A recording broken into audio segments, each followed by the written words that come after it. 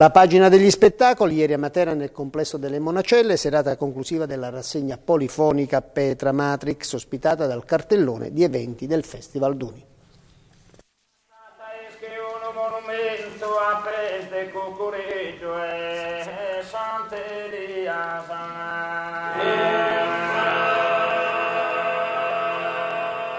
Una cultura millenaria fatta di vibrazioni vocali fuse alla storia, ricerca del patrimonio sardo e capacità di esecuzione impeccabile, armonia all'unisono. Tutto questo nell'esibizione dei tenores di Bitti, Mialinu Pira, che ieri sera nel complesso delle Monacelle hanno ipnotizzato un pubblico piacevolmente meravigliato dalle sonorità di questo quartetto.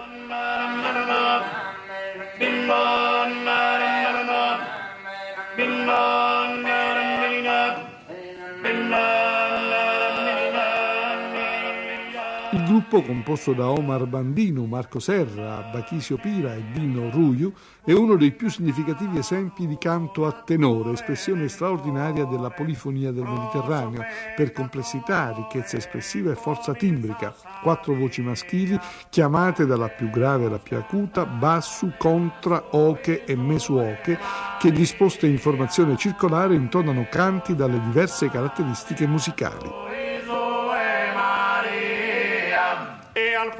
Una serata all'insegna della tradizione più autentica, fatta anche di colori e costumi tipici del paese d'origine.